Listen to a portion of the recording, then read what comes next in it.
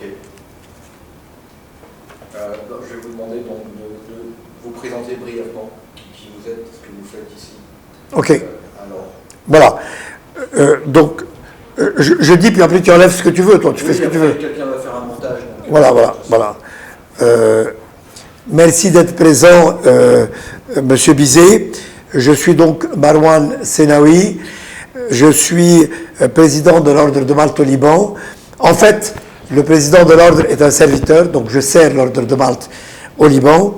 Et dans la situation que nous traversons, c'est aujourd'hui une tâche qui est excessivement prenante, passionnante, dans la mesure où nous devons déployer le meilleur de nous-mêmes pour pouvoir servir la souffrance et la misère que cette population traverse sans avoir jamais connu quelque chose de pareil et sans avoir jamais eu aussi peu d'espérance pour leur lendemain. D'après votre expérience ici au Liban, vous pensez que c'est une situation que vous n'avez jamais vécue auparavant? C'est une situation... En dehors des événements de guerre, évidemment. C'est une situation qui n'a jamais été vécue par personne, et Dieu sait combien difficiles et sanguinaires étaient les périodes de guerre. Pourtant, il y avait toujours, même durant ces périodes, une lucarne d'espoir, et une lucarne qui permettait, de par cet espoir, de donner courage pour continuer le combat. Aujourd'hui, ce qui est dramatique, c'est que cette lucarne n'existe pas, que la faim est à la porte de chaque maison, pour ainsi dire. Plus de 66% de la population est au-dessous du seuil de la pauvreté. Le chômage croît de jour en jour, tout monte.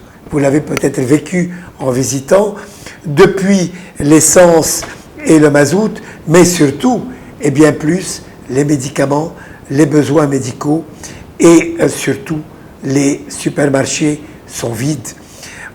Le pouvoir d'achat de la livre libanaise s'est totalement effondré puisque la livre libanaise a perdu plus de 100% de sa valeur et aujourd'hui, pour se nourrir, c'est un énorme problème. Les salaires, eux, n'ont pas changé et donc celui qui touchait, je raconte un chiffre, $1000 par mois, aujourd'hui est au-dessous de $100.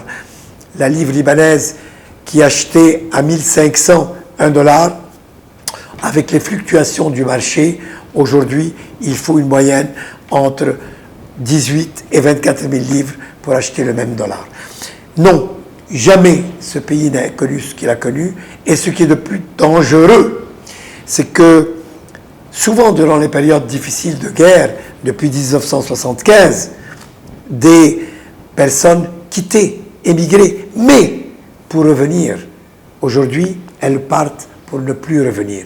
Et ce qui est encore plus dangereux, c'est que ce pays était un pays de service, un pays où l'hospitalisation était reconnue dans la région, où l'éducation était recherchée dans la région, où les ingénieries et autres, où le tourisme, tout ça a disparu.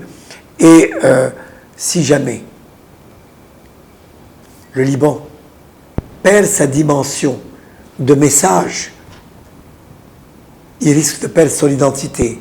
Et s'il perd son identité, c'est-à-dire que la Terre Sainte, celle où vivent 18 communautés, et qui se retrouvent pour dire que le vivre ensemble est possible, et devenir, comme le disait Saint Jean-Paul II, un exemple non seulement pour la région, mais pour le monde, il en sera fini. D'accord.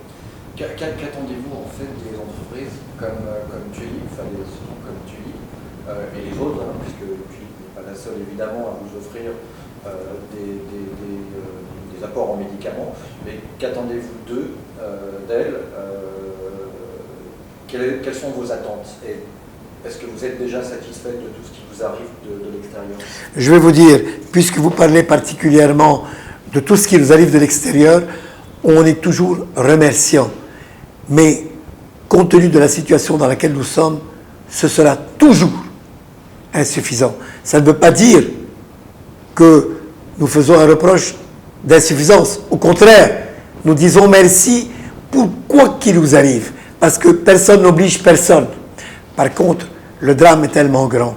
Et si je reviens spécifiquement à Tulipe, je peux vous dire que Tulipe s'est engagée déjà à nos côtés, et leur présence est d'autant plus importante. D'abord parce que je sens qu'elle vient du cœur et de la fraternité, et ensuite qu'elle touche au fondamental, elle touche aux médicaments, elle touche à ce qui aujourd'hui permet à ceux qui n'ont plus rien de penser qu'ils pourront encore vivre. Sans cela, c'est un désespoir complet.